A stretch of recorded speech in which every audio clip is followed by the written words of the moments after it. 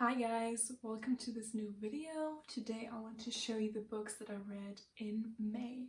The first book that I finished was The Lost Sisters by Holly Black, which was a novella set after The Cruel Prince, and it's basically Tamrin, so Jude's sister, who writes a letter to Jude explaining herself. And I thought it was okay, not really great, so I gave it 3.5 stars. After that, I finished the audiobook for Vicious by V.E. Schwab. I really loved the story. This is a villain's story and about like supernatural powers, and yeah, I enjoyed it, but yeah, it was a 4-star read for me. But I'm planning to read the second one in June. And I also participated in the Asian Readathon, and for the prompt read a book by an Asian author, I picked The Prince and the Dressmaker by Jan Wang, and she is of Chinese descent. And yeah, this is a graphic novel about a prince who likes to wear dresses, but it's not really socially accepted, or also not by his family. And yeah, and it's also about this girl who is the dressmaker, and it was a really cute story, and it was also 4-star. Then I finished my reread for Harry Potter and the Prisoner of Azkaban. Obviously this is a 5-star read for me. This is, however, not my favorite Harry Potter book, unlike many others, but I think my favorite one is the 6th one. But yeah, still, I loved the story. I am rereading these books for the first time in 4 to 5 years, and I'm really enjoying it, and also annotating it quite a bit, and also flipping through the illustrated editions whilst reading. So yeah.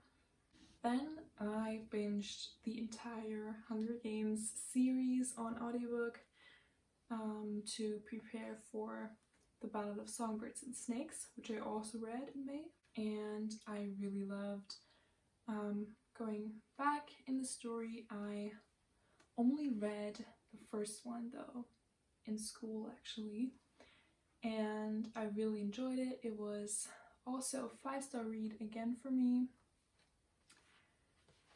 I think it's just a really perfectly plotted dystopian story. And yeah, the second one was also 5 stars. But the third one, however, was a 4-star read for me. I don't know. I guess it was more realistic, but also kind of depressing and very, yeah, not boring, but just content was just missing, so it was kind of depressing. I don't know.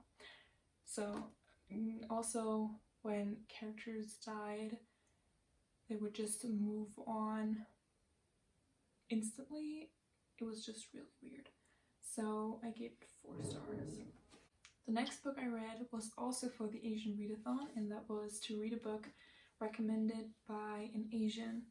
And for that one I read Wicked Fox by Kat Cho, and I think this is one of Chloe's, from Books with Chloe's channel, favorite books of all time, and she also recommended it in her video.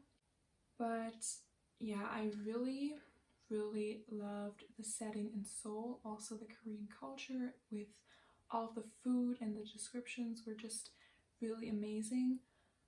However, the plot was kind of lacking for me. Just not that much happened, and also in the end it was just kind of weird and convenient, and I don't know, also not that shocking. All the plot twists Well, I saw the first one in the middle coming. The one in the end was, I didn't see that coming, but I was like, oh, okay. So I don't know, I didn't really care, I guess, which is just a bummer, but yeah, I'm definitely continuing on with the series, but I gave this one 3.5 stars. Then the next book I read for the Asian Readathon was Shadow and Bone by Leigh Bardugo. I didn't know that she was Asian, but she was listed in this list of recommendations for the Asian Readathon, so books by Asian authors, so I figured I could just read this one. And I started to read this one physically, but I just couldn't do it anymore. So I had to start an Audible subscription just for this audiobook because I just couldn't finish this one physically. It was just really boring, really standard YA, and I'm really over that by now. I didn't really care, and it's just so standard YA, and also this book is quite old, so I can't understand, but still, look at The Hunger Games. I mean, but yeah, this one I gave 2 stars, unfortunately. Then I found the audiobook for The Long Walk by Stephen King on YouTube, and I listened to that. And if you didn't know, this book is about 100 teenage boys that have to keep on walking, and if you stop, you're gonna get shot. And the concept was really intriguing to me, and loads of people recommended this, especially also for one's first Stephen King book. And yeah, in the beginning I was like, okay, this sounds really intriguing, but like, what's going to happen? Is this going to be entertaining? And stuff definitely happened. I think the focus was more on the people losing their mind, and it was really draining to you were also going through that, I guess, a little bit. I was just exhausted by listening to it, but just some of the thoughts that the main character had about women were just so disgusting, and I think he wanted to blame it on, you know, the people losing their mind, but still, it was just so disgusting. So yeah, please know that before going into this one. But yeah, I gave it 3.25 stars. Then I picked up Avatar, North and South Part 2. Yeah, this is set after the show, and I love the show, and I always give these comics 5 stars just because of nostalgia and stuff. So yeah, but it is really good though. And then I did a 24-hour readathon where I read 5 books. If you want to check the vlog out, I will link it here. And I went into more details in that vlog. So I'm just going to give you my rough thoughts in this video.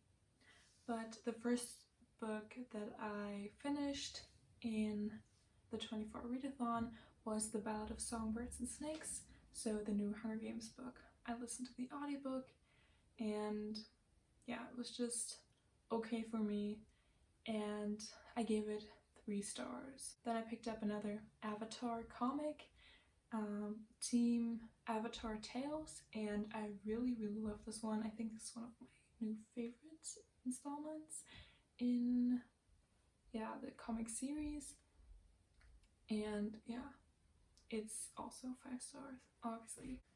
Then I re-listened to The Trials of Apollo, the first book, The Hidden Oracle, and I liked it, so I gave it 4 stars. Then I finished my last book for the Asian Readathon to read a book by an Asian author or featuring an Asian character that is different from you. And I read Girls of Paper and Fire by Natasha and Young for that prompt. I think she's Malaysian, so that's different for me.